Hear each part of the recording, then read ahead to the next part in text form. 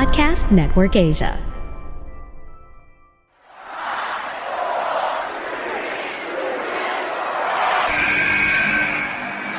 What's going on? This is Xavier Woods, a.k.a. Austin Creed. I said give me a hell yeah!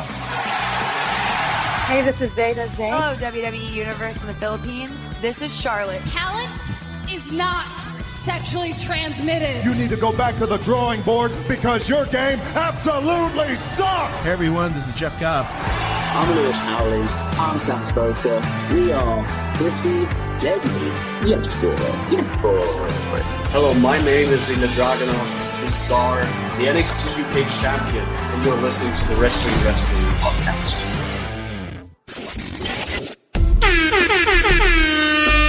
You're watching and listening to the longest-running weekly episodic Filipino wrestling podcast. This is the Wrestling Podcast.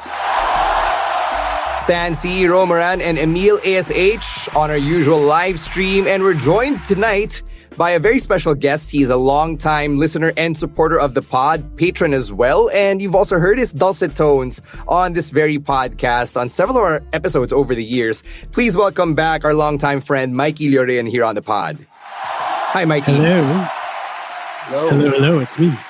Yes. Why? Are you the problem? Sometimes I'm the problem.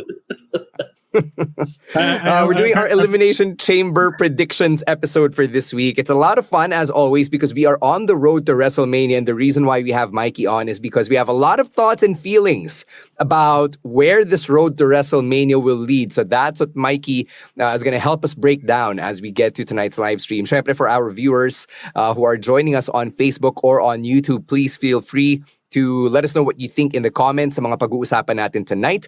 And if you're listening to us on the audio-only version, you can, if you could please leave a 5-star rating on Spotify and subscribe as well. That would mean a hell of a lot to us here on the Wrestling Podcast. Another thing that would mean a lot to us is if you join us for our Discord watch party for Elimination Chamber on Disney Plus, where you can find it here in the Philippines. Pero syempre, you've got so much more that can come your way if you sign up to be a Wrestling Podcast patron. Take it away, Emil ASH. All right, so like Stan said, Elimination Chamber is in a couple of days. It's going to be on Sunday, Philippine time at 9 or 8 a.m. I think it's 8 a.m. 9 a.m. Oh, 9 a.m. Okay. So again, we're going to have our watch party through this watch party, not like the usual watch party that we had before, but because everyone, I think, has Disney Plus accounts at this point, we will have a watch party where we have banter, live pay-per-view talk, and just chilling on a Sunday morning while watching Elimination Chamber. And so you could join us through our Patreon at patreon.com/The Wrestling Podcast for as low as $5, or in our current currency, it's 270 pesos or 260. It depends day by day. And some perks of being a patron of our Patreon is the Discord server where we talk about everything and anything under the sun. Of course, there's some wrestling talk, but also we talk about fashion, gaming, sports, food. So everything and anything under the sun. We have this Discord community for all of you, for all of us to engage. And also another perk is the Pasabays. Of course, we just had our Pasabays late last year, and I think all of us got our merchandises already. So, di ba, kararating pa lang ngayon isang box, pero yes. Okay. It took some time. Yes. Yeah, so most of us already got the merchandises that we bought from the Pasabay last year. So if you want to join our next Pasabay, again, you could join us via our Patreon. And lastly, some reviews of the weekly wrestling shows like Raw, SmackDown, also some reviews of the local wrestling shows around here in the area. So all of that and more. You could join and you could support the podcast by subscribing to our Patreon at patreon.com/The Wrestling Podcast. Again, for as low as $5. Yeah, it's patreon.com/Wrestling Podcast. It's on the ticker below. I'm going to put that in my resume now. On their level. I'm on their level.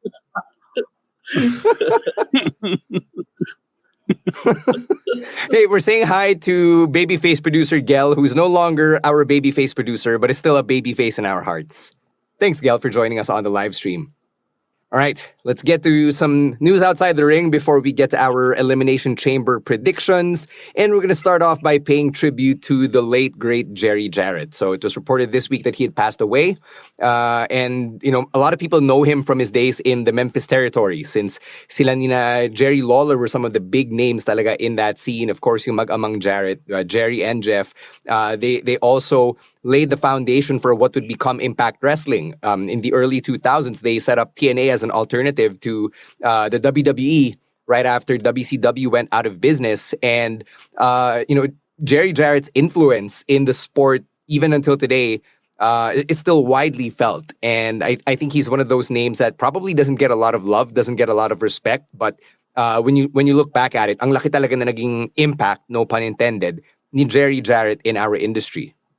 I don't know if you guys ever... sige, Emil, sorry. Did you want to add to that? I was just going to say that after WCW folded in 2001, there was this void that was left in the wrestling business. And credit to Jerry Jarrett and those who was integral in the formation of NWA TNA, because not that they got up to the level of WCW, but they gave wrestling fans an alternative to the WWE, and they were able to launch so many careers. Like, again, they did not become the big wrestling corporation like WCW eventually WCW became, but it launched this new era of wrestlers and this new era of wrestling fans that to this day we're still enjoying the benefits. Ikaw, Mikey, any thoughts about the passing of Jerry Jarrett? It's hard to, like, I have to say, I wasn't a fan of TNA, and I'm glad that they existed, and I'm glad that they did what they did, and I think that's the legacy, like the alternative, and the business is better off for it. I think eventually you're gonna look at the product though, and there's a lot to criticize about the TNA product, but that it led to the industry as a whole becoming so much better than it would have been, I think makes up for all of those criticisms that people would say. So respect to Jerry Jarrett. Rest in peace. I just want to say that if you ever caught yung episodes of Tales from the Territories on Vice, Jerry Jarrett actually appeared in several episodes there. And sobrang nakakatuwa yung mga kwento na that he contributed to. So if you haven't checked it out yet, go watch. I'm sure he's in like half of the episodes based on the ones that I'd seen. And he and Jeff Jarrett together in those panel conversations with some of the other veterans and legends of the business. It's really nice to hear these stories straight from them. So I'm glad that they were able to include Jerry Jarrett in there before he passed away this year. So yun, I'm echoing what everybody said. Rest in peace to Jerry Jarrett. Now, let's get to our next piece of news from outside the ring. Conan is in the news because he has words and feelings about Konosuke Takeshita of AEW. So on Conan's podcast, sinabi niya na Takeshita should not have done the Eddie Guerrero tribute. He also said on Twitter na Takeshita has heat daw with Conan, and sobrang swerte raw ni Takeshita that they were not in El Paso, Texas. And to quote Conan, because when he went up and he did the fucking Eddie Guerrero thing for the frog splash, "You're not Mexican, dude. I don't care. Stick to your nationality," end quote. So that's what Conan said. Miro fired back and said na you couldn't last 10 seconds with Takeshita. And then biglang nagfold si Conan after that, and he said he was just joking. And then Miro fired back and said, "I wasn't joking." So let's break it down right here. Let's start with you, Ro, as a fellow Eddie Guerrero diehard on this pod. What are your feelings on paying tribute to Latino Heat? Ikaw, Emil, may dadagdag ka ba that Ro hasn't said? I don't get this, the reasoning behind why he shouldn't do a tribute when everyone and anyone in the wrestling business, that are not even are Mexican, have done tributes to Eddie Guerrero, guys like Chris Jericho, Sasha Banks, hell, even Logan Paul Remember at WrestleMania last year when he did the shimmy and did the frog splash? That was also an Eddie tribute. So I don't know kung anong problema ni Conan with with Takeshita doing it, because it's not done out of malice. He was just paying tribute to the man. There's nothing wrong with that. So yun lang. Ikaw, Mikey. Okay, sorry, I have thoughts about this. So clearly, Ro didn't want to spell it out, and Emil, I have a guess. Okay, so let's spell it out. The problem was that Takeshita is Japanese. All right, that's it. Like, he's not white. He's not American. Actually, that's it, because Sasha Banks clearly was the most obvious tribute in recent memory, like full-blown tribute, right? And no one said anything about her race about this, but because it was Takeshita, it was like, yo, don't do it, Mexican. So clearly, yung biases ni Conan lumalabas. And then he gets roasted for it. But can I just say, Stan, I have to add, he doesn't just say he's joking. He says he's joking, and anybody who believed him jokes on you. And that's the part that's like, yo, Conan, screw you, man. That's not, ano to, high school? Ikaw naman, niloloko lang kita eh. Niloloko lang kita eh. Ikaw naman, oh. Ito naman to, nagalit, oh. What? This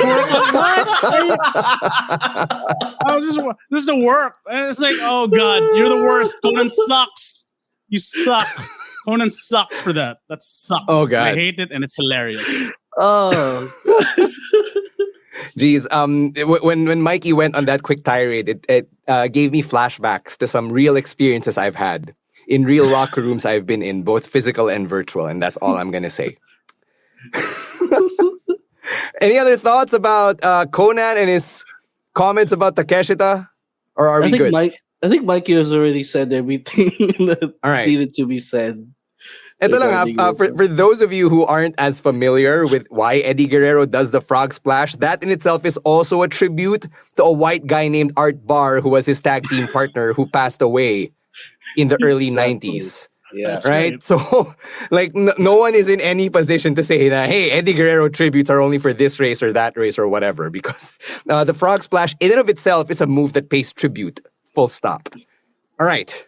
We're going to take a break. When we come back, we're going to break down Elimination Chamber 2023. Stay with us for now, though. Here's a quick word from our other podcasts on Podcast Network Asia. All right, Elimination Chamber is happening this Sunday at 9 a.m. Manila time, airing live from Montreal. It's going to be available here on Disney+. Para sa mga nagtatanong, yan na, in-announce na nila ha, malinaw na po. Para sa mga naghanap ng Tagalog commentary, hindi ko masasagot kasi hindi po namin control yun eh. Pero kami ni Carlo will be working the show. You just might not be able to hear us if Disney Plus doesn't put Tagalog audio in there. But we'll be working the show. All right. I just wanted to say that, not getting to hear you is not a slight on anyone. It doesn't threaten anyone's life or livelihood. So if you you feel really hurt that we don't get Tagalog commentary, it's on you, man. It's a you problem. Pero we're okay. Bayad pa naman kami, guys. So, hindi pa naman kami mawawala ng trabaho. All right, 5 matches on the card here, and there's a lot to talk about. So let's get right to it, and let's start with the Grit couple, Edge and Beth Phoenix, taking on Finn Balor and Rhea Ripley in a mixed tag team match. And before we get to this match as a whole, I want to talk about yung Valentine's Day video muna nina Rhea and Dominic and Ray and Angie, because I just found it so funny how that all went down. My favorite part was Rhea just getting so exasperated. Naglabas na rin siya ng several $100 bills. Like, find you a woman, find you a partner who's willing to pay that much in cash when your credit cards get declined, right? That's couple goals right there. That was big step on me energy. What did you guys think? Did you get to watch that Valentine's Day video segment vignette? Hindi ko siya napanood in full, but I can say that now you can make fun of Rey Mysterio for wearing a mask to the dinner. Like, it's either he did that on purpose or he knew that Dom was going to come with a camera crew to mess his night up. So, but wasn't that was the story though, right? Alam niya. Like, the reservation was supposed to be for Dominic and Rhea, for Mr. Mysterio, and Ray took it. Okay. Yes, that's the joke. It's a setup. Okay. I obviously didn't watch the whole thing. Right. I was gonna say, I just want to say the one thing I really, really loved about that was that yung card pala ni Dominic is a supplementary card from his dad and mom. That's right. That was the best. Like, very good detail. Loved it. sobrang private school kid, nepo baby stuff, right? Ikaw, Emil, did you get to watch that segment? Yes, I did. And again, another classic Dominic Mysterio, Rhea Ripley vignette, and they gotta keep this going. Like, I don't care if tapos na sila mag-feud, or I think di pa sila mag-feud with Rhea and Dominic. So gusto ko every holiday laging may ganito because it's so funny every damn time. Ano next? St. Patrick's Day next month? But Easter, pwede ka Easter or Cinco de Mayo. So they're Catholics, right? So dapat pati Black Friday, lahat na lang ng Easter nga, Easter. No, going back going back to the supplementary card point. Does that imply that Dominic's contract is a supplementary contract to Ray's? Like, Ray one getting paid for both of them, tapos binibigyan na siya ng allowance from Ray. Tapos bubugbugin lang, no? Bubugbugin lang ng daddy. I mean, you should have your own contract, so therefore you should have your own credit card. That's so good. Tapos yung kontra ni Dom, I'm an adult. You're ruining my life, Dad. And I love the idea that dun lang, yun yung revenge ni Ray, na binubugbog na niya si Ray for like multiple successive holidays, pero hindi pa rin niya kinakancel yung supplementary card. But finally, sa Valentine's Day, ito na Dominic, I'm gonna cut your supplementary card. You're not gonna pay for dinner. Yun yung revenge. That's the best. Wrestling's the best. It's so petty. All right, let's get to this match. Finn and Rhea versus Edge and Beth Phoenix. I think my question heading into this one is, will this be the end of the Edge and Judgment Day storyline? Let's start with Emil first, because this has been going on since last year. I think this ends at WrestleMania with the planned match between Edge and Balor. I think that's always like the end point of this feud. So I think this is only a stopgap before WrestleMania. That's why. Can I predict now who's going to win this match? Go right ahead. So because of that fact, I think the Judgment Day will win this one.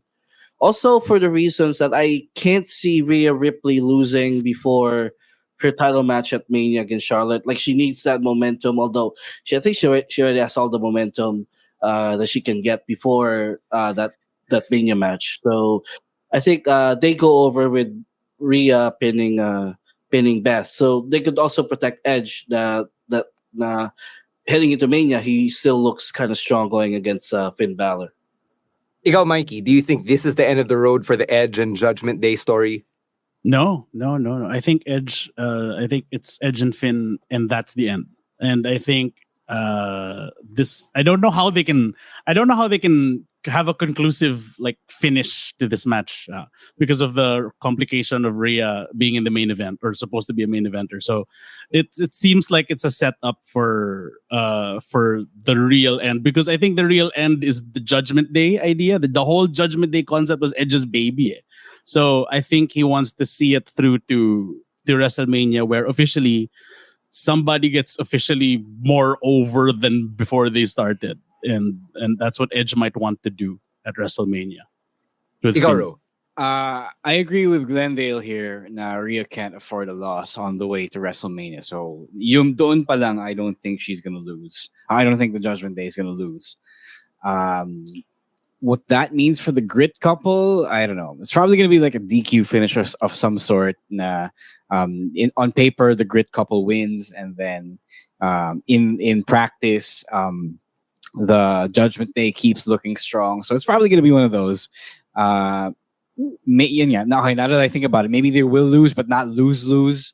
So we get, I don't know if you could call it 50-50 booking. On paper, it is, but when you see it play out, it isn't really. So that kind of is my pick. And I don't know how else they could handle it other than this. Yeah, a lot of shenanigans could happen din naman in this match. I mean, Dom isn't booked, so I'm thinking he's going to be accompanying Finn and Rhea out there. Ray might get involved as well, but to take their feud to a physical level as they set up Dom versus Ray at WrestleMania. So much can happen between all of those options alone. I just want to see the concerto, a callback to the concerto, kasi doon naman talaga nagsimula, diba, yung involvement ni Beth in this Judgment Day story here.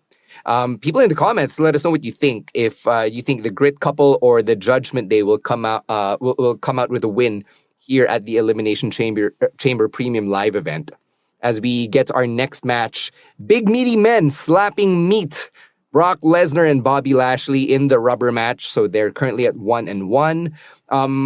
I was guesting on the Wrestling Wrap Up this morning, and one of the questions that they asked me was, are they going to have a WrestleMania match pa ba to add to this? I figured I might as well ask you guys this because this is a WrestleMania caliber match in and of itself, despite the fact na wala namang championships involved. So, ikaw, Ro, let's start with you. Do you think na this is just something that leads to a bigger WrestleMania match? I don't know. I heard that there were other things in the pipeline for Brock. I don't know what that is, and I don't know if we have time to go for those other things. I don't know what else Lashley could do. At this point, I think I don't know. I don't know about other people, but for me, I just want to get this over with and get to the Hurt Business reunion. I think that is what people have come to see a lot more. It's again one of those things that they back themselves into a corner with something else that they did really well or that they're doing really well. So people don't kind of are rejecting, or hindi naman rejecting, pero are not as into this other one that they're giving us right now. So I don't know. I kind of want to see Lashley win this because even though Brock is the more popular guy, I think a lot of people are rooting for Lashley still. I think he's come into his own as well. And yeah, I don't know. I don't know about you guys. I'm kind of over this. Like, okay, it's fun. Brock has been entertaining for quite a while, but I'm ready to move on. Yeah, on that note, Ro, sabi mo na Lashley's the one who's more organically popular with the fans. So let me ask you, Mikey, what do you think of Lashley looking like a heel? Now, he comes out in his suit and he says to Brock, I had my agent look at the contract, my lawyers, my representative, my kids, all heelish things to say. But he came out with the security and acted all pompous and stuff, all to set up the trap to lay out Brock before signing the contract. So what did you think about how that went down? Yeah, I was actually impressed that they went for it because it's such a thin line. Like he's not all out heel, right? It seems it's not like he nag-schizo mode si Lashley tapos scoops na siya this week tapos next week mabait siya ulit. It's pretty consistent with the Lashley we know because he's only behaving like this because of Brock. He's reacting to the whole Bobby Who thing. So it's a natural response to how he was treated before. Na ako na may upper hand, ba't mo ako ginugulo? Oh, so that's a natural way to do things. But yes, it is heelish. I don't think he's full heel, though. I think after this, when they separate from each other, Bobby goes back to being a face and moves on to whatever his thing is with the Hurt Business. I don't know kung full heel siya, pero right now, I don't buy it. Kasi si Brock din naman, hindi naman siya full babyface. Diba? Parang he's Brock Lesnar. You love him or you hate him, but you react, whatever. So I think both of them are now in like that status to not necessarily go with one or the other alignment. So I do think Bobby wins, though. I think being all smarky here, I do think Bobby needs the win more. And then Brock can move on to his thing with Walter or something. I mean, yeah, this is why we're here. This is why we have conversations like this to get all persmarkety about the week in wrestling. Ikaw, Emil, putting on your predictions hat, who do you think is going to come out the victor? Is it Brock? Is it Bobby? I would go with Bobby because I keep thinking about this. What would Brock get with the victory? Ano ba makukuha niya kung siya manalo? Like, it doesn't have any stakes for Brock, but for Lashley, there is something because Brock has been, living in his head rent free over the last month or so. So I feel like Bobby has enough motivation to go over Brock. So I'll go Bobby Lashley. All right. People in the comments, do you want to see a fourth match at WrestleMania? Let us know. Kasi nga, there is a section of wrestling Twitter that is predicting that the Elimination Chamber will just set up a bigger match at WrestleMania between Lashley and Lesnar. And to be fair, I can't blame them because it is a Mania level match just because of the names involved. If kung magkakaroon siguro to ng Mania match, it has to be with a stipulation. It can't be just a straight up one-on-one. Ano, tractor match? Like something, to something new, because we already seen this matchup twice in the last 6 months. So kung mag-rematch sila, dapat may something, something special added to it. Mm-hmm. Our friend Vintendo in the comments is calling for an MMA style match between Brock and Bobby at Mania. Fight pit. I mean, why not? I would like that, a fight pit match between Brock and Bobby Lashley. Sure. That'd be fun. Yeah. All right, let's move on to the chambers. Ladies first, it's the Women's Elimination Chamber match to determine the number one contender for the Raw Women's Championship at WrestleMania in LA. So it's Carmella, Nikki Cross, Raquel Rodriguez, Asuka, Liv Morgan, and Natalya. Emil, looking at this roster, is there a clear favorite to win the Women's Elimination Chamber? Yes, there is. And it's Asuka, because, we talked about this when we after the Rumble, we talked about how all of this is set, like the repackaging, the new persona is all being set up for her to face Bianca at WrestleMania. So, I can't make the case for the 5 others to go over in this match. So, this is pretty much an easy pick. It's gonna be Asuka. Mikey, what did you think of Becky and Bayley having an opportunity to get in the chamber nung Raw and then having Bianca face them in a triple threat and denying both women the opportunity to get inside the chamber? Yeah, I've been thinking about this all day, actually. Like, that's the part na parang I have no idea what's gonna... I can guess, but it's like you're entering fantasy booking territory na eh. Because the question is, what do you do with Becky and Bayley at WrestleMania? That's the question. So, but I do think it serves to make Bianca, remind everybody how awesome Bianca is. To make Bianca and whoever wins this match, presumably Asuka, to be a viable, like, a must-watch thing. Because you can imagine Asuka running roughshod over all of these 5 women easily, and then Bianca just beat 2 legends. Like, that's a hell of a match. Like, it sells itself now automatically. So that's, but the question of Becky and Bayley, though, that's what I've been trying to figure out. I am not sure what's going to happen there. So you're nowhere closer than you were this morning? No. Thanks. All right. Yes, there's Lita and there's Trish, diba? There's that involvement pa. So we'll see after the chamber what happens there. Yeah, we have no idea if that's going to happen because that was in the rumors for this week. And then at some point, the rumors stopped. So I don't know. I don't know what's happening in Montreal. We're in Canada, but Montreal is like over 5 hours away from Toronto, where Trish is from. So I can't assume agad-agad na, Canada, Trish, right? So di natin alam. Let's go to Ro here. Looking at the field, does Asuka get the Shayna Baszler 2020 treatment where Shayna just eliminated everyone systematically? I would like that. I did think that that Asuka was really fun to watch on this week's Raw. Although I think they did learn their lesson from that. You can't have a real chamber match if you quickly eliminate everyone else. So I don't think that's going to happen. It's possible that you save Asuka for last, and then when she enters the match finally, she just starts destroying everyone. That's fine. The problem with Shayna kasi was that she started really early, and then they had her destroy everyone and then waited for the rest of the competitors to come out. So naging boring and quiet yung match. But I don't know. I don't think it's going to happen. I think it's going to be competitive and very much dramatic.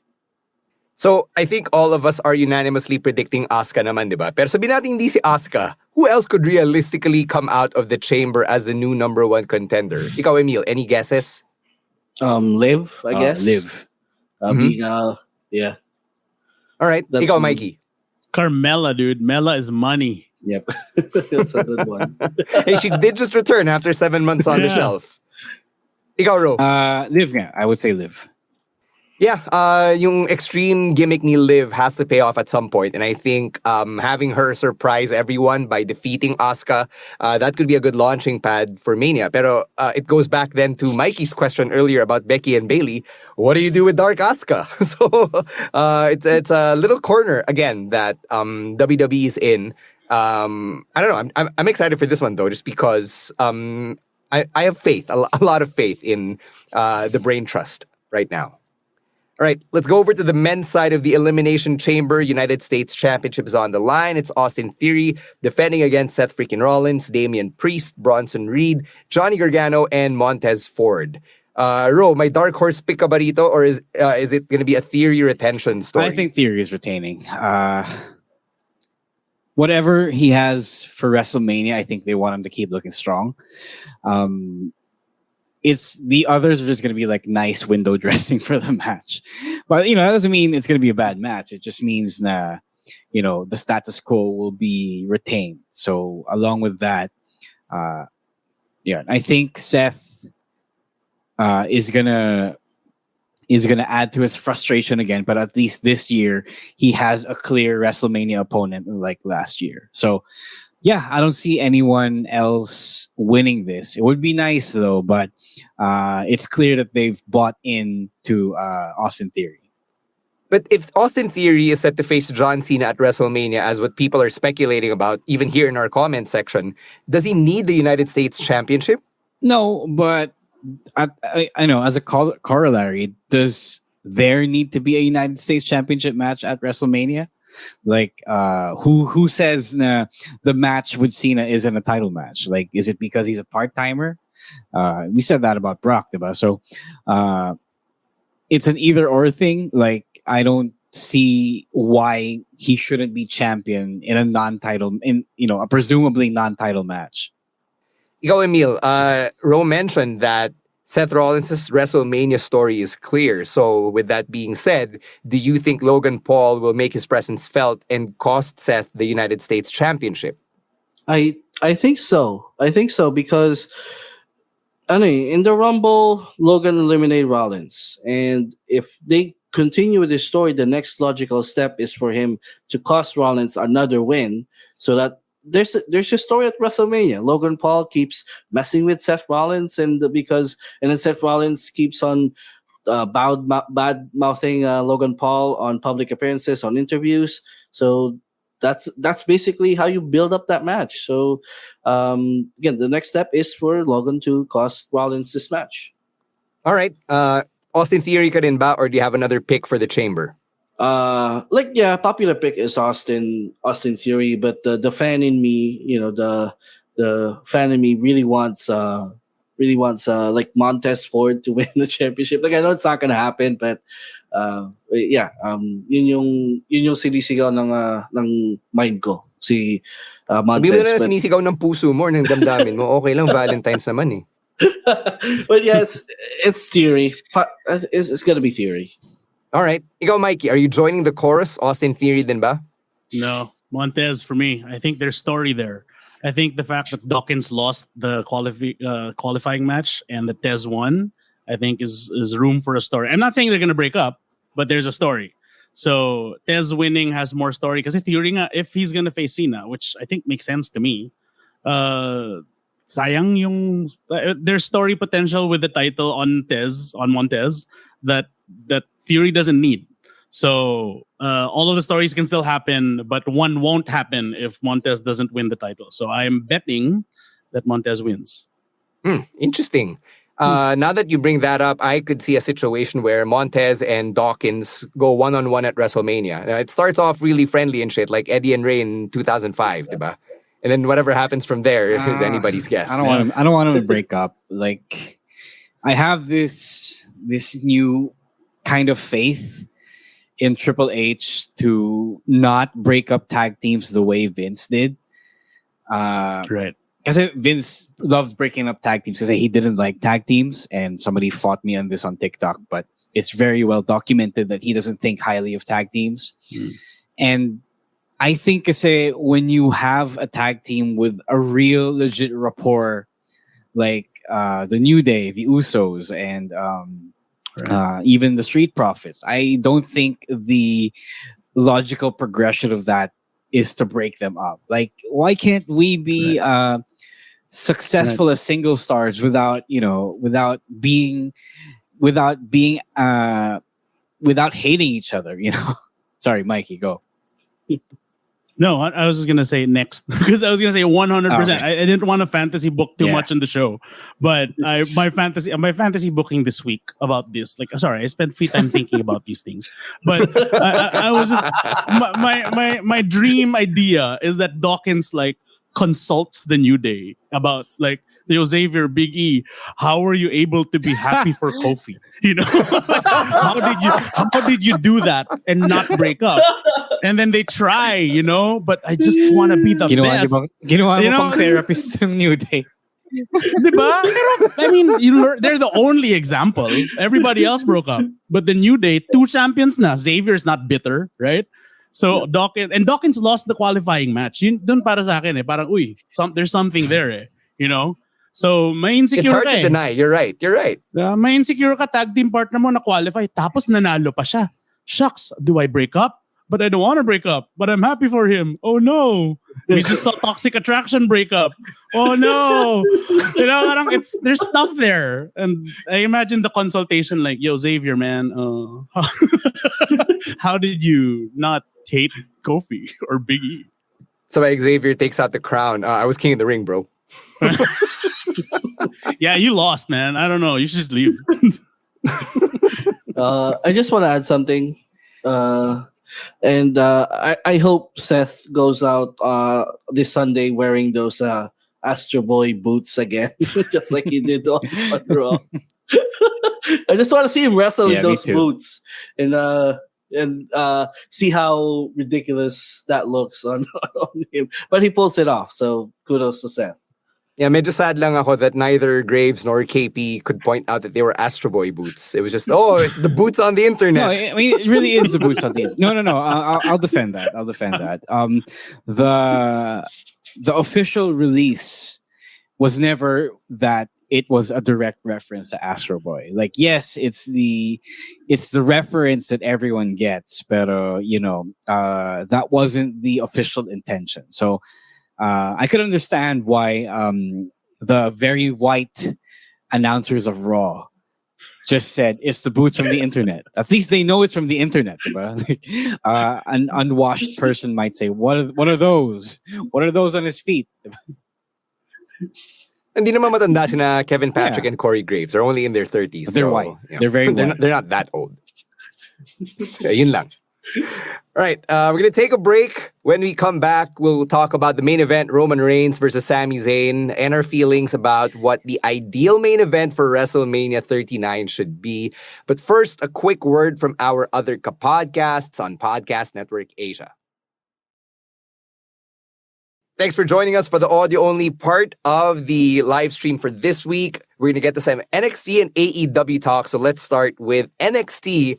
And next week, you'll have the former WWE champion, the Maharaja, Jinder Mahal, challenging Braun Breaker for the NXT championship. I'm going to go to you, Ro, because I know that Jinder's your boy and that you're probably excited about this matchup.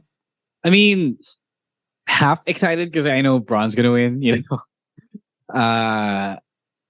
People will not admit it, but Jinder has been better in this NXT run. Like, he is a lot more watchable. Like, I know the main problem that people have, kasi, is that he is very boring in the ring and he is bland.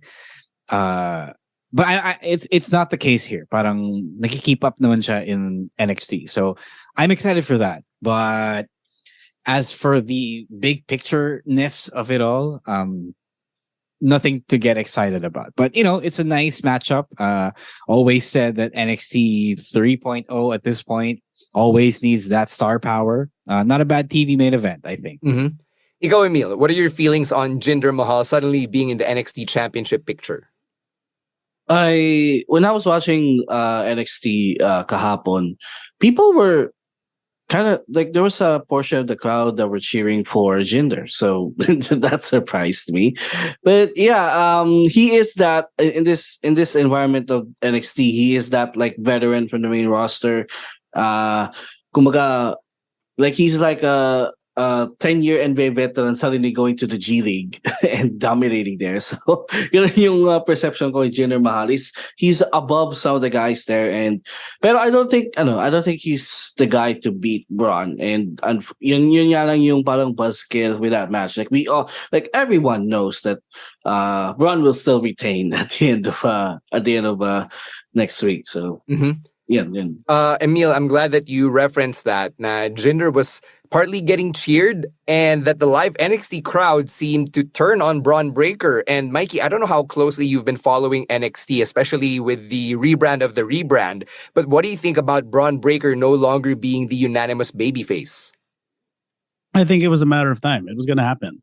Because there wasn't much to Braun from the beginning, except that he was Braun Breaker. So he's the same now as he was when he was presented the first time when he was fighting Ciampa. You know, as the next generation Steiner who has moves not cool. You know, but it was, people were eventually gonna hate it because people are the way they are. So either they lean into it and turn him heel and lean into it because it can work naman eh. Or you know they change course and he has his die Rocky die moment and you know builds a character out of it. Yeah, the die Rocky die moment is not a one-off. Like we've seen it with Roman Reigns, we've seen it with John Cena, right? So ikaw Ro, I appreciated yung comments ni Jinder na parang, hey Braun, don't you see what's happening? These people don't love you anymore. I actually want to applaud Creative for even referencing that in Jinder's promo. It's weird because yes, there is a bit of self-awareness in that. Pero it's sad because they are the cause of this hate towards Braun. Like, it's funny because for the most part, yung mga NXT 2.0 rookies have gotten stories that all of us can get behind. Like, at least may konting thought behind them. But not for Braun. Like, I don't understand why there is this refusal to make Braun more than what he is, which is a cartoon character who is literally two-dimensional, diba? Not literally, kasi hindi naman siya, hindi naman siya animation. Hindi siya animation, diba? Pero, alam mo yun, emotionally and stylistically two-dimensional. And what? Did they just lean into the skid by having Jinder acknowledge that? It's just disappointing because people were ready to buy into Braun, but then they stopped putting in effort for him, you know? I don't understand because Shawn Michaels naman is one of the most dramatic performers of our time. He benefited from the most emotional performances and stories of the 2000s, diba? And the 1990s. Diba? So I don't understand why they couldn't find something similar for the guy they've been trying to make for more than a year now. So ang sad talaga eh. And then gagamitin mo to as fuel for this new art. So what is the play here? Are we leaning into this further? Are we gonna have Braun turn? Is this the time, or are we stuck in this yet another John Cena Roman Reigns limbo where but he's getting a reaction? So, you know, I feel sad for Braun because this isn't his fault, you know. Yeah. The guy is trying and the guy has been thrust into this big spot less than a year into his actual pro wrestling career, and the most you could have done for him was to support him creatively, and they didn't do that, and now he has to deal with it. I hope he can deal with it, you know, as a performer. Like, we know that some people can't handle being booed, like a Logan Paul, diba? So I just hope that he's got thick enough skin for that. And I feel bad because as a performer, you always wish you get the support that you need from the people writing the book. And when you see a clear failure like this, you can't help but feel for him. Ito, Mikey, this is the type of conversation you and I would have on a regular basis away from the podcast. So I want to ask you this. When a babyface character like Braun Breaker says something like, I don't care if they cheer me, I don't care if they boo me, what does that say to you? Because to me, I had to agree with Jinder when he said, "Nah, that's so arrogant." Well, you can't. It's a code. It's code for.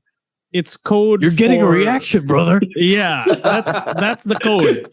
So on paper or on the surface, it is arrogant. So Jinder's right. Like between characters, nga, labo mo, bro. But like it's code for Cena. We've seen this before, right? We have seen this before where the storytellers in WWE think that that's the ideal reaction to a superstar. Basta loud, which is wrong. Like I will say, sorry, it's wrong. I agree with Ro. Ro articulated it a while ago. So what do I think when he says that is, I don't think Triple H would have done Cena the way Vince did, So I think Triple H has learned from this or knows better than this. So I do Triple H. I'm saying Triple H, right? But because he's in charge. But it is Sean's baby now. I also think Sean knows better. So I do think something's coming. This is me being an optimist and having faith in them. So I think they're hinting that they want to play on our nerves, those of us who have been traumatized by Cena-ness. But I don't think they're gonna just do the same thing again. I think they're gonna. Sorry, go on. No, I don't think they're gonna do the same thing again. I think they're gonna hint at it and then they're gonna do it quote unquote right this time. No, because the thing with that is I agree with it on principle, but when you think about the implications, the real subtext behind this or underneath this is pretty much we let this guy fail for a year, or didn't even fail, pero not amazed for a year, and then now that people are, I guess, souring on him, this is the time will strike. Yeah, you're right, and especially since this is developmental. No matter what you say, he's gonna get eaten alive when he gets to the roster. This is not something that is sustainable. So I think it's just for us to think it's Cena, but I don't think this is it. This is not the end game for him. I mean, if we want to go a bit more recent with the references, Cody Rhodes was basically in this spot right as he left AEW, diba? I think he was at the peak of this spot during the Anthony Ogogo feud. Diba? So, ikaw, Emil, what do you think about someone like Braun Breaker saying that? I don't care if they boo me, I don't care if they cheer me. It doesn't go with his character as well. Kasi, then, it doesn't look good on him. That's what I can say. And I was actually thinking about Braun earlier, and I looked at the original Team NXT 2.0 during the War Games 2 years ago, and I was looking at all the guys. All of them had character developments over the last 2 years, except for Braun. Like, Braun was literally the same guy from 2 years ago as he is now. You look at Grayson Waller, he's now one of the biggest stars in NXT. Melo is also have become one of the biggest stars they have. And Tony D'Angelo, he has stories over the last 2 years na nagkakaroon ng character development. May pinatay na nga siyang tao eh. Yeah, but with Braun, what can you say was different from Braun 2 years, like at that point in time, 2021? What can you say was different from that Braun to Braun Breaker now? The only difference is he has the NXT title. That's it. So, like stagnant siya for me. And when you're in developmental, that's not really a good thing, because when you're in developmental, your goal is to improve all the facets of your of you, not just your wrestling skills, but also your character. And with him, he has stagnated so much during his title reign. So, All right. Since you mentioned Grayson Waller, let's switch gears and talk about him, because now he's openly feuding with the Heartbreak Kid, Shawn Michaels, who has been acknowledged on screen as the showrunner of NXT over the last several months. I mean, just this past week, the camera literally caught Shawn in the Triple H seat, where he had the headset on and the cowboy hat and all of that stuff. So where do you guys see this going? Is Shawn Michaels going to fight with Grayson Waller? Is he going to come out of retirement? Mikey, is this something you want to see? No. No, but someone has to fight for him the way Samoa Joe was gonna fight for Regal before. Ooh, okay. You know, so magkaka-avatar tong si Sean who's Sino si gonna God? represent his his whatever it is. So I don't know who it might be. But I think that's what this leads to. Mm-hmm. Ikaw, Emil, what do you want to see happen here with our boy Grayson Waller? Like, honestly, I want Sean to come out for one match just to remove my memory of his most recent match, which was at the Crown Jewel 2018. I don't want that to be the last match that I ever see of Shawn Michaels. So if there's a way to do it, for him to at least come back and give the rub to Grayson Waller, then maybe I'll be okay with that. Pero how old is Sean now? He's 57, I think. 57? Oh, that's not that's not really a great age for him. Pero kung kaya pa niya, di go. Like, why not? So Ikaw, Ro, do you want to see 50-plus-year-old Shawn Michaels go toe-to-toe with Grayson Waller? No. Kaya nga I found it weird that our boy Grayson Waller is suddenly feuding with Shawn Michaels. Like, oh no, why him? Are you gonna make him wrestle? Like, please no. Although I do agree with Mikey, the end game ideally is that there is an avatar champion for Shawn Michaels. So I guess somebody has to be that, and I hope they find that. So I do not want to see Sean. Like, I don't think he's that arrogant to put himself in the match, especially after he already retired decisively and then undid that with the Saudi match. Yeah, but see, no, yun hindi ko maisip eh. Like, who would be Sean's avatar? Yeah, that's the thing. Yeah. No. Right? I can't think of anyone right now because everybody's Melo? busy with something. You think Carmelo Hayes would defend NXT? Si Adam Cole daw babalik. He can't even come back sa AEW. What more NXT? WWE doctors will clear him, but AEW doctors won't. I was gonna say I think it's super cool though that there was a time when pag may 50 plus or 60-year-old legend na babalik, people would say that guy can wrestle circles around half the roster. And I think it's cool that in 2023 you can't say that anymore, even about Shawn Michaels. Like that's Shawn Michaels. He can still wrestle a really great match, I think. But now I think the talent is so good across the board. Now you can't really say that anymore. He's really not needed na. Yeah, agree. I think we've also evolved as a fan base to a point na parang, come on, enjoy retirement. Let the man rest. Don't injure yourself, diba? I think we've somehow gotten to that point. No, I think the use of Shawn Michaels by Shawn Michaels is plainly for heat. Like, you're gonna attack the old retired man who can't see straight. So that's major heat on this young brash heel who is yet to graduate to the main roster. So clearly, yes, it's for heat. But we've seen enough of this to know to have a fear now. Oh no, Shawn Michaels might be getting in, and he actually did, diba? For that show, for the Undertaker and Kane. So I would say the fear is healthy, but I understand where they were coming from. At the very least, I appreciate the self-awareness na Shawn Michaels was once Grayson Waller. So I guess it's a nice bit of karma na in his old age, si Shawn Michaels na yung ginaganito ni Grayson Waller. So, I mean, I'm sure they won't reference that in canon mismo, but, for us who have known the Shawn Michaels character for decades, it's a nice little nod to his younger days. So yeah, let's finish up the NXT talk by talking about the women. Meiko Satomura is the new challenger for Roxanne Perez and her NXT Women's Championship. Holy crap! 21-year-old Roxanne Perez is going to get decimated by Meiko Satomura. I wonder if she has trained with Meiko already, because I hope so. In that documentary, the training itself is the murder by Meiko. So yun pa lang. But I do hope so, because it would she would get an idea of how it actually goes in Japan. Mm-hmm. But yeah, this is gonna be a fun match. I don't know who's gonna win, actually. Yes, the logic should state that it's Roxanne, but I don't know how do you deal with how do you beat the final boss, A final boss, exactly. Yeah. Sige, go. What's the logic of?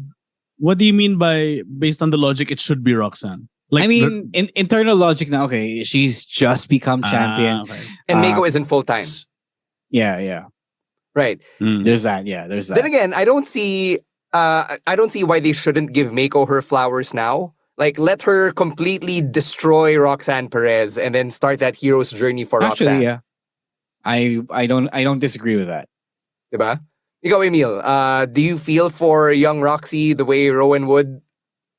I guess. I mean, it's Mako Satomura. I mean, she's like the final boss of the women's division. So, but I'm looking forward to this match. I am not yet decided on who's gonna win. I mean, if you beat Mako Satomura, that's a stamp of approval that you're gonna be the next big thing. So that's gonna be a big win if Roxanne wins it.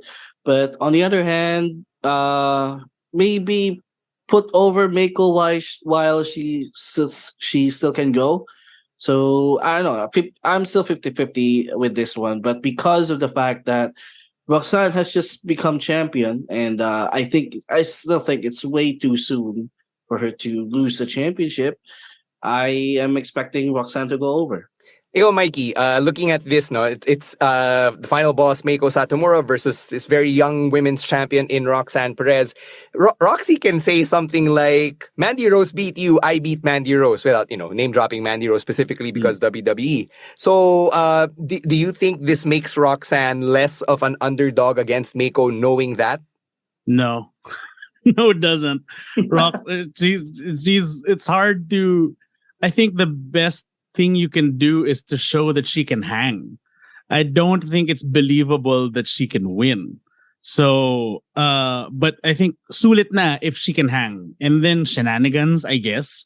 Pero to win clean doesn't seem plausible. So I agree with Ro about the most logical thing that I can assume would happen is Mako just straight up destroys her, and then she just shows na fighting spirit and respect. Tapos hero's journey ulit. Yeah. So we're gonna see that at Roadblock in March. Something. Sorry, Emil, go. Yeah.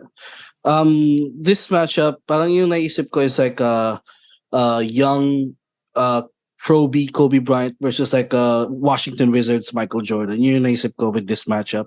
It's like the old guard, the new young blood going up against the old guard. So I'm always hyped for those kinds of matchups, and this is one of those, and I'm looking forward to it. All right, let's cross over to AEW now. And the main takeaway from this week is the return of Christian Cage. So apparently he's been cleared. He has shed the sling and the the elbow brace. So I guess we're going to pick up right where we left off with the Jungle Boy and Christian Cage story. Ro, do you want to see the story continue? I still want them to explain why Luchasaurus turned. Thrice. They never really got around to that. That's obviously Christian already explained why he turned, diba? So, siya naman. I know the dinosaur does not speak English in kayfabe, but I'm sure there has to be a way, right? Diba? That was literally a boy and his dinosaur. That was the team, and then they just broke that up, and we still don't know why. So, yun na ang hinahanap kong endgame, and I'm more interested in that than a third, diba? Third yes. Christian versus Jungle Boy match. Baka na to, parang si Daba Kato, you know why. Tapos yun na yun. Ikaw, Emil, what do you think of Christian coming back and just picking up where he left off?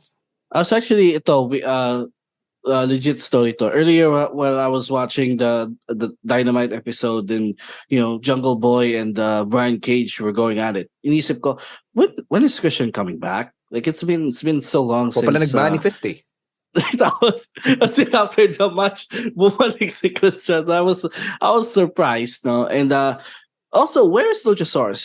Is he injured or di lang siya ginagamit? I have no idea. That's why I didn't know either. Yeah, so just wrap up this story, I guess. Because they're already starting to involve Jungle Boy in more storylines with other people. So they were already trying to get him going. But then here comes Christian. So I just want them to wrap this up at Revolution, and then Jungle Boy can continue doing his own thing. Ikaw, Mikey, how updated are you with Dynamite, especially the mid-card stories? No, I'm up to date with Dynamite. So are you into this Christian Jungle Boy feud? No, it's classic AEW. Like if somebody gets injured, delay the thing no matter how long it takes, which is I guess makes sense for the wrestlers. But for a viewer like me, it's like I stopped caring about this after he beat Luchasaurus in the cage. You know, like parang wala na akong pake. So Christian being back, it nagko-conflict pa yung natural culmination of the story with return from injury trope, right? So you want to see Christian triumphantly return just because you have wrestling brain like that. So ang weird tuloy na babalik tayo sa story that ended na. Hindi ba siya natural? Parang, galit pa rin ako sa'yo, tangina mo. Pero ibang story na yun. Parang hindi na siya story of the turn. Diba? Parang ibang story na yun of I'm coming back, I'm still mad at you, and I'll defeat you, and then I'll move on. Pero hindi na siya cohesive yung they were a unit, tapos nag-turn si Luchasaurus.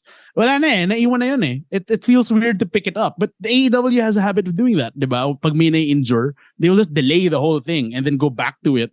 Unfortunately, they had to do the payoff now with Jungle Boy and Luchasaurus, however many months ago that was. So now you're left with, why again is this happening? Yeah, exactly. I mean, I still remember Christian's, justification. I still don't know why Luchasaurus has done it. Right. No, it's weirded out. It's complicated by Jungle Boy nga, as Emil said. Moving on. Like, nag-develop na si Jungle Boy after the story. The thing he was supposed to get from that story, he already got. So now it seems like, why does he, okay, just fight Christian for the third time, win. You want Jungle Boy to defeat him, right? And then be done with it. It just seems like parang it's going through the motions. We have to tell the story. We have to be done with it before we can move on with all parties involved, which is becoming very transparent after 4 years of AEW. Parang kita mo na that's what they're gonna do with it, which is fine. It's better than nothing, I guess, but whatever. Yeah, and like Christian. Yeah, we love Christian on this podcast, and that's how AEW tells their stories, diba? So there. That's gonna do it for the audio-only part of this week's episode. For more content from the Wrestling Podcast, follow us on Twitter and on TikTok at Wrestling2XPod. Right, back from the break. Before we get to talking about the main event, Vintendo, I've got comments on how Michael Cole knows Street Fighter better than KP and Corey Graves, but I will tell you off the air. Right? Let's get to the main event. Undisputed WWE Universal Championship, Roman Reigns and Sami Zayn. I think everyone seems to believe that Roman is going to retain. So I think we can just skip through the predictions and predict other things like interferences, because there are many ancillary characters involved. Diba? Meron kang Kevin Owens na we haven't seen since the Rumble. Merong Usos, diba? Paul Heyman, etc. So are any of these people going to interfere? Let's start with Mikey. Call your shot. All of them are going to interfere. All of them. Literally all of them. I don't care if the Usos are banned from Canada. They will find a way to go to the show and meddle with the business. Isn't it only one Uso who's banned from Canada? Yes, only one. Yeah. It's Jimmy. Yeah. No Yes, offense. Jimmy. No offense. Yun yung Usos, sabi I'm ng sorry. balita. Mm-hmm. Yeah. Well, I mean, my point being, I think they will make their presence felt. I think they have to. They have to now at this specific point in the story, because this is where it branches out there, or it evolves into like whatever the WrestleMania story is. So it's either the Sammy's bloodline story ends and we move on to Cody, or they surprise us all and find a way to put all of those stories together leading up to Mania. You can't do that without involving Kevin Owens, without involving Jey Uso. So I don't know about Jimmy, but maybe Jimmy. You can't do it without involving them. So if they don't get involved, the only possible thing that can happen, well, si Cody rin pwedeng ma-involve, right? I mean, he could just, it's unlikely, but he did take it personally, right? So he might want to take the titles away from Roman or something. Either way, it's not gonna be a straight up wrestling match. Is what I predict. So all of these people will be involved somehow. Mm-hmm. Si Janelle sabi niya in the comments, it's probably going to be just Drew McIntyre at Clash at the Castle all over again. Emil, what do you think about that? I mean, there's a possibility, but I think at this point we all know naman na Roman's probably gonna win. Like unlike at Clash of the Castle, we were kind of uncertain because it's Drew's hometown and all the momentum was on Drew, and we all thought the reign would end there, but it did not. But this one, mostly sure tayo na hindi pa matatalo si Roman dito. Like, they're gonna stretch this story until WrestleMania. All right. Ro, interesting comment here from our friend Vintendo, who says that there are parallelisms between Sammy and Roman and Eddie and Brock in 2004. Sakto, it's the 19th anniversary of Eddie Guerrero's WWE Championship win. You and I, we watch this match once a year, right around this time of the year. What do you think about these comparisons? Yeah, I agree. He is so over right now that it's a great move to have Sammy win. Yes, that is undisputable. As in, beat champion na talaga, straight up. Yeah. It's not a bad move. I know you're all waiting for the big match at WrestleMania, pero Cody himself has said, na, si Cody na nagsabi nito, that he would be okay if Sammy won as well. Like, he just wants the championship match at the main event of WrestleMania, right? So, it wouldn't be a big difference. He still gets his prize that he won at the Royal Rumble, and everyone is happy. I think Roman is at a level na rin where the crowd has now deemed him as the heel, not the cool heel anymore that you want to throw your ones up with. So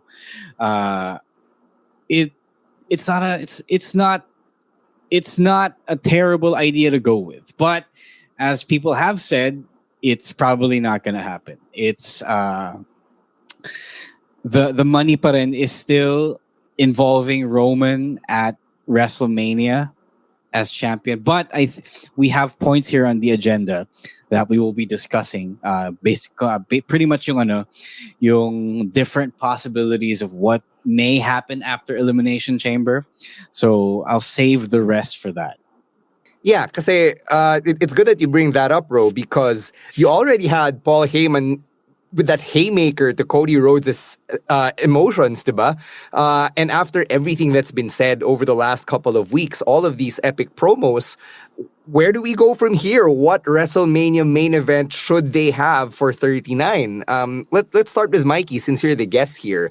Because like in our little document backstage, we've got several options, and I'm sure these are options that you've thought about as well in the on your own, about people in the comments. Cody versus Sammy versus Roman, Sammy versus Roman, Cody versus Roman, Cody versus Sammy, Roman versus someone else like The Rock, Sammy and KO versus the Usos. Like, what do you want to happen for WrestleMania 39? God. It's so weird. We're at a weird point in like WWE fandom because now we kind of have faith in them telling the story. Whereas in the past, this is something that people have missed out on in the whole predicting that people would take over the narrative and riot if Cody wins, right? The reason people aren't rioting is because there's a lot of trust in WWE right now. Like, they trust that the story is going to be told. Whereas before, no one trusted. Everybody knew that they were going to screw up the Daniel Bryan story, and they did. So they had to riot, right? Now, it's like they're entertained the whole way. So I don't know what to want here. Like, I wanted Sammy Roman, but then I'm getting it this Sunday. I wanted Cody Roman, and then I'm going to get that somehow, I guess. Like, I want Sammy's story to end. And it ends with him winning and defeating Roman. But I also want Cody's story to end, and he has to beat Roman, not Sammy. Like, so sayang naman yung Paul Heyman episode last week if it is Cody Sammy. Like, that's a waste. Because last week made you want to see Cody defeat Roman. Like, I am my dad's favorite child, you asshole. Like, that's what you wanted. But you can't have it all. So what do I want at WrestleMania? This is weird because it's not what I wanted last week.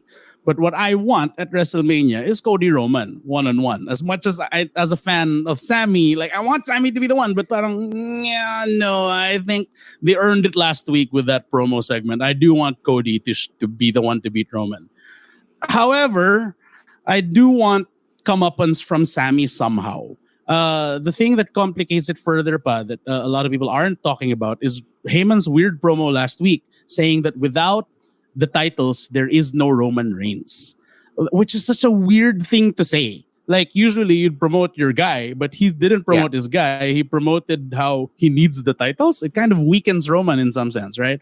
So it puts smart brain people like me to think, I think Roman's not gonna lose. And then you think, oh no, wait, he's just doing this because he might lose. Yeah, it's really just excellent, like messing with people like us nowadays. And the only satisfying way, you can't have the two satisfying things at the same time. You can't. It's impossible. You can't have Sammy beat Roman and then Cody beat Roman and for them to be equally cool. They're not. One is going to be better than the other. So I think I answered the question. So let me just go back. What do I want for WrestleMania? I don't want it, but I want it. It's Cody versus Roman. All right. Say what's up to our friend Ash in the UK. Ash. Good morning. Good morning. Our longtime friend. Thank When you are you for coming being back, the Ash? resident sicko in When the are you coming comments. Everyone is coming back except for you. Yes, he is working on a little project to promote Asian and Southeast Asian that's you. wrestlers. Was that you? That's him? Yung black and white on Jesus. Instagram. Yes, that I is knew him. it was a Filipino because there were way too many Filipinos on it than the other demographics. But I didn't realize it was you. So thank you for the work. Yes, it's our boy. All right, let's go to Emil. Ikaw, what do you want for WrestleMania, young buck? Sobrang conflicted na ako kung ano yung gusto kong ending nitong story na to, because you got two great stories with Cody and Roman, and the long year storyline of Sami Zayn and the Bloodline. And last week they somehow managed to weave it together. That we had that promo with Cody and Sami Zayn, that really good promo. And before this week's Raw, I was really dead set on Cody versus Roman. Kasi because of that promo again from last week, and parang na-convince ako noon na okay, we might get this match at the end of the day. Pero after last week, I kind of want to have a triple threat with Sammy, Cody, and Roman at WrestleMania. And I know fantasy booking lang to, like have a 2 out of 3 falls where the first fall is for the WWE Championship and the second fall is for the Universal Championship. Like this has happened before, Yeah, with Jericho, Angle, and I'm not gonna name the third one, but you can say his name. Di naman siya lalabas sa salamin mo mamayang gabi pag sinabi yung pangalan mo. Hindi naman to Bloody Mary, ano ba? You can say it was Chris Benoit. Come on, man. Chris Benoit. Okay, so this has happened before, and someone pointed that out. I saw it somewhere. I don't know if it's a YouTube comment or a Twitter post. Pero yun, that's, and naisip ko, pwede ganun nga. Just so everybody can get what they want, I guess, at the end of the day. But I am now thinking about what Mikey said, and that's kind of true. You can't have that. Pero as of right now, that's what I want. Triple threat, Roman versus Cody versus Sam. What's your ideal I know main event? I said that Sammy should or could win and it would be fine. But there is still a way to involve Roman in all of this, in a main event at WrestleMania, to get everyone involved in a main event of WrestleMania. So I don't know. I can't remember if I brought this up on the podcast already, but I would go back to Adam Pearce, who we know has an anti-bloodline slant or lean at this point because the bloodline has fucked up a lot of things. I would just have him say, "Nah, this has gone too far. It's not good for business that Roman has both belts." So he's just gonna go and separate them and do it. Diba? Cody will challenge for the WWE Championship because he's a member of the Raw roster. And on the first night, Cody is the second night because main event of main events, right? On the first night, Sammy will challenge for the Universal Championship because he is a member of the SmackDown roster. You hit two birds or three birds with one stone. You separate the championships, which a lot of people have wanted for a long time now. You give both your conquering baby faces a big win, and fourth bird is to give Roman a break. Yeah, and to give him his comeuppance, his long-deserved comeuppance. Yes, Mikey, go ahead. Can I change my answer? What, the Rose answer? No. I agree with Ro. I like what Ro and Emil were saying is making me think about. Although I do want to respond to Emil, the triple threat match with the two falls was a bad match, and that's why they never did it again. Like it was like considering who those three were, it was not a fun match. It didn't make any sense. Nauna pa yung Intercontinental. So parang European yung last. So parang it was very anticlimactic. But I want to say that I realize there is a way if they weave it together, and they showed that they would this week. Because Jay, I forgot about Jay. Because the story of the bloodline is about Jay more than it is about Sammy. Sammy already won by tearing apart the family. Cody pointed it out this week. So I'm realizing I'm seeing what I want now. The reason I want to change my answer is because what I want is clearer. I want Sammy versus Cody at WrestleMania, and I want Jay to get his comeuppance at WrestleMania. So Jay costs Roman the title, fulfilling what Heyman says, which makes Roman not a champion, but also he's Roman Reigns, man. He doesn't need the championship at this point. He's God mode, and you have a money match for Sammy and Cody, and you got Roman and Jay filling up, closing the years-long bloodline story. Admittedly, it would be stronger sana kung si Roman would be stronger with the titles, but story sense, parang I think it holds. It holds that, especially since Heyman hinted last week that without the titles, there's no Roman Reigns. Let's test it. Let's take the titles away from him. That's what Jay would want. Sa Mania pa talaga, of all places. Diba? Pahiyang-pahiya si Roman. So he will go ape shit over Jay. And then you got main event Jay finally. Tapos si Jimmy DUI na lang sa wow. Oy, come on. Let's not wish that on anyone. No, I'm just kidding. Bad joke. I'm sorry. I take that back. But I mean, Jimmy can be there totally. But the Jay being a main eventer is there's money there that we're not paying attention to. So that's what I want. Can I respond to that? Like, it's not a bad idea, but I would save it for next year. I think there is space to extend a little more. Considering Roman's own schedule, like he is able to go a couple of months without showing up. Diba? I think that you could stretch that dissension a little more and not try to crowd this WrestleMania too much with all of the fun stories that they got going on. Again, another problem of how good they're telling stories right now, involving all of these people, especially in the bloodline, diba? But I think you can go another year of teasing the cracks in the line, if you will. So I'm not opposed to it. I just wouldn't do it now because you have this, and this button is still what's on top of everyone's mind. What about yung idea na you might as well book all of these stories now while all these people are healthy and while everyone is at the peak of their powers, just so you can capture lightning in a bottle before an injury or whatever circumstance fucks it up? Well, that's always the risk. It's very David Shoemaker. It's always the risk. Even now, like there could always be an injury that could fuck it up. Like even on Sunday, there could be an injury to Sammy. There could be an injury to Roman. I mean, like the Survivor Series, they had the whole eardrum incident with Kevin Owens. Diba? So with that, you can never tell. Diba? So that's the risk of the business, and I don't think you should be constrained by that risk, especially if you're dreaming big. Like if it happens, it happens, but I wouldn't put it in the front of your mind. Mm-hmm.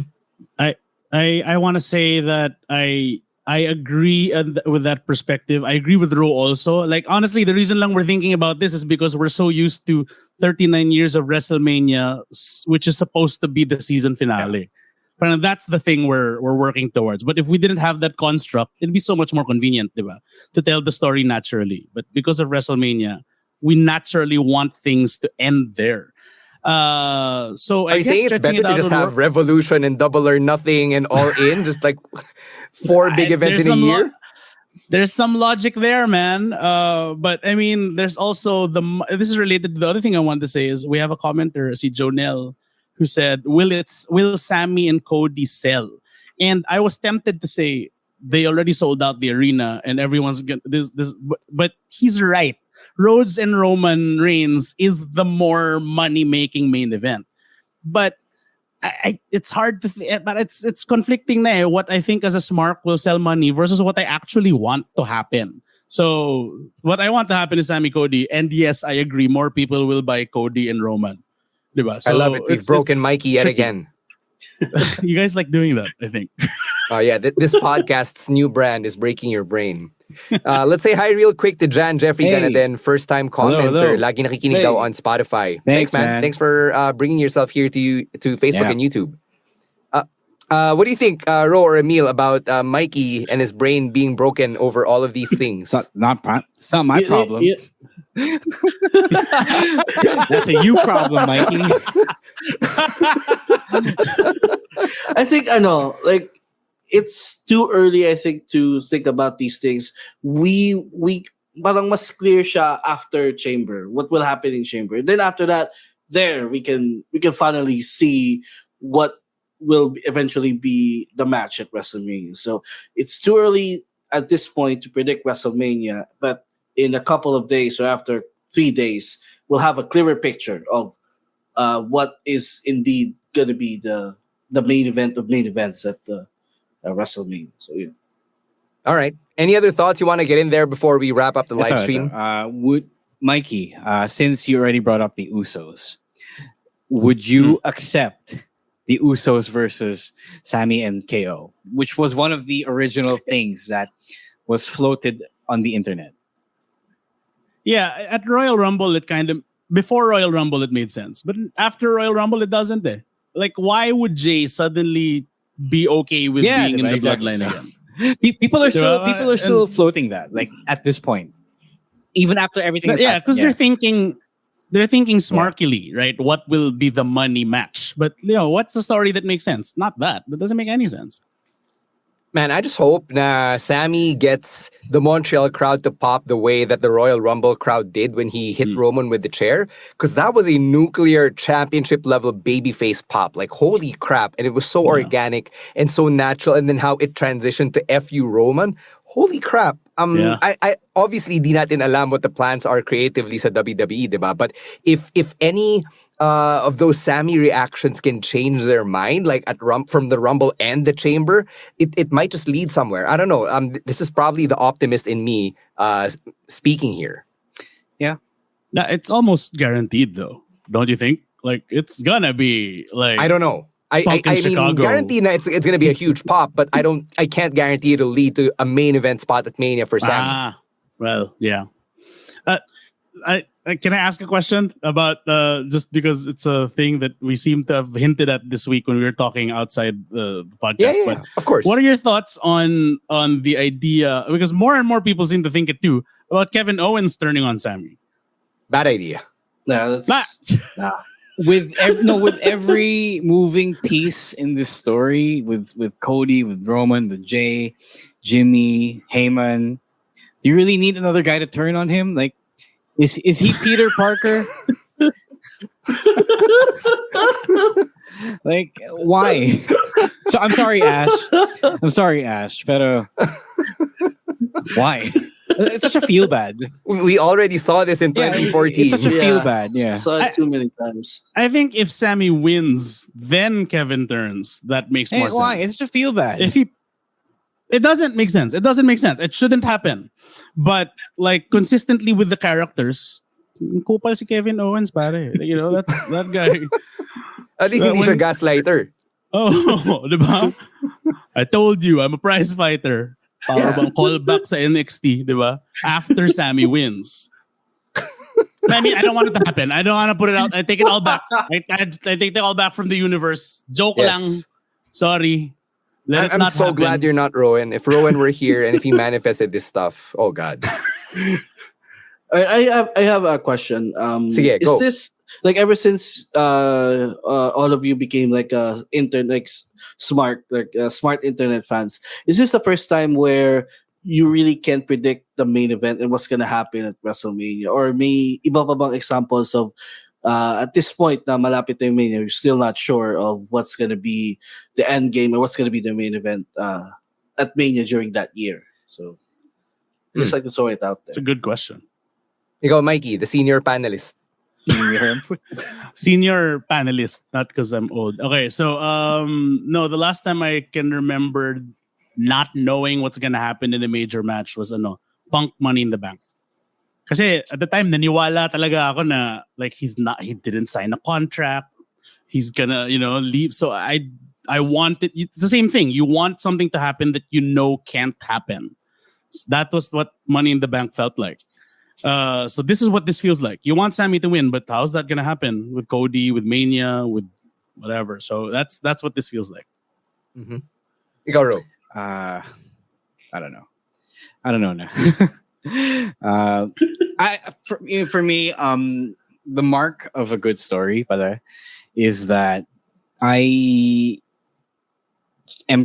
gets tiring to predict every little thing that happens to it, and you just want to end up watching it unfold, because I think you have a faith that it's gonna turn out in a way that is satisfying. So I'm at this point right now. Like, so many things could happen. So I want to sit back now and stop armchairing this. Yeah. To answer your question, Emil, the last time this happened for me was nung decided na yung WrestleMania 37 main event. It was Roman, Bryan, and Edge. And on the podcast, we all unanimously agreed that we didn't care which one would win just because the story and the meta-narrative were so good. But I think that where we are at today is much better than 37. It's much better. Yeah.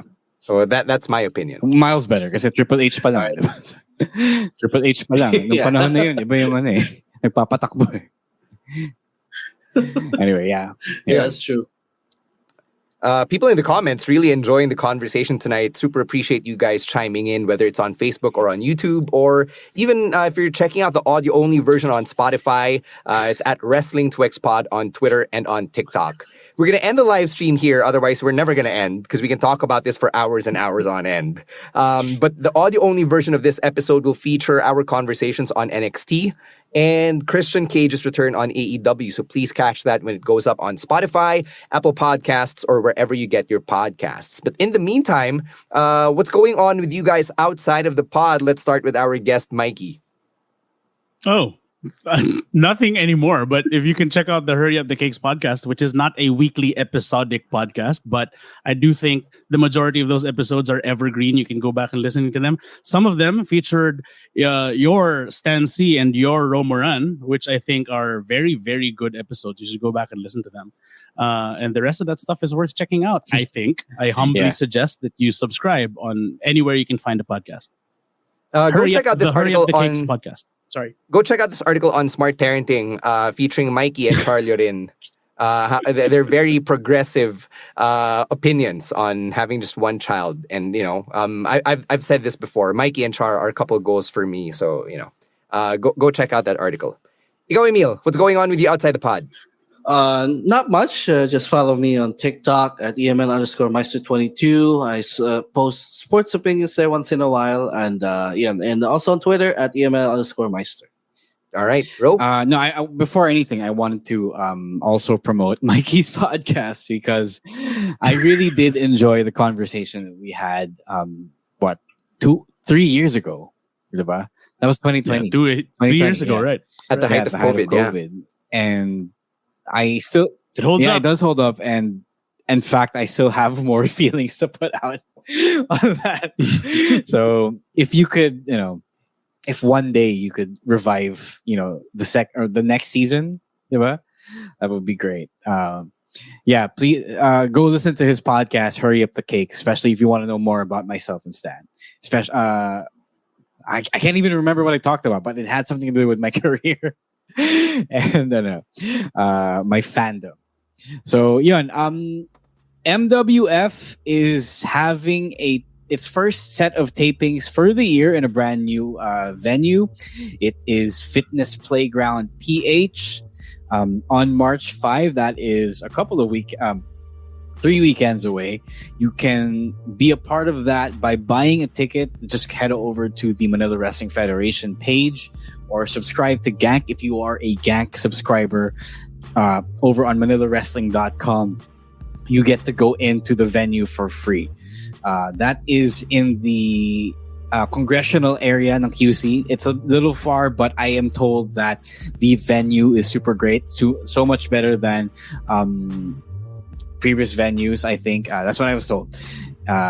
So if you want to support local wrestling, if you want to see it live, especially after yung mga documentaries on Eyewitness, which you should also watch. It's also up on YouTube for free.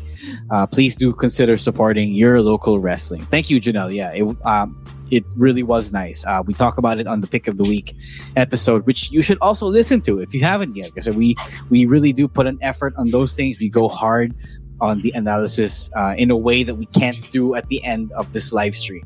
So yun ang pa-plug ko, and the Wrestling Podcast TikTok at Wrestling2xpod. Yeah, just a couple of things for me. First, On Deck with Stan C returns with Season 5 this March. I'm going to talk about my very short-lived radio comeback and all the fun stuff that went into it. I say that with a bit of sarcasm, obviously. And Elimination Chamber on Sunday on Disney+. Pa-birthday nyo na sa akin na sa Disney Plus kayo manood. Tapos, pa-birthday nyo na rin na guluhin nyo yung Disney Plus for them to work on Tagalog audio. That's all I can really ask for when I turn 33 in a few days. All right? We're going to get out of here. Catch the audio-only parts for NXT Talk and AEW Talk. Go follow Mikey at Mikey Loren on Twitter, at EML_Meister, at Roiswar, our absent co-hosts at Chino Supersized, at Monday Night Rowan, and for me it is at _Stan C. Thank you very much to everybody who left your comments, who joined us on Facebook, YouTube, or on the audio-only version. And thank you to Babyface producer Mike and all the other producers behind the scenes for all of the legwork that they do behind the scenes. On behalf of our special guest, Mikey Loren, Emil ASH, and Ro Moran, my name is Stan C. Wrestling Podcast. Out. Peace. The views and opinions expressed by the podcast creators, hosts, and guests do not necessarily reflect the official policy and position of Podcast Network Asia. Any content provided by the people on the podcast are of their own opinion and are not intended to malign any religion, ethnic group, club, organization, company, individual, or anyone or anything.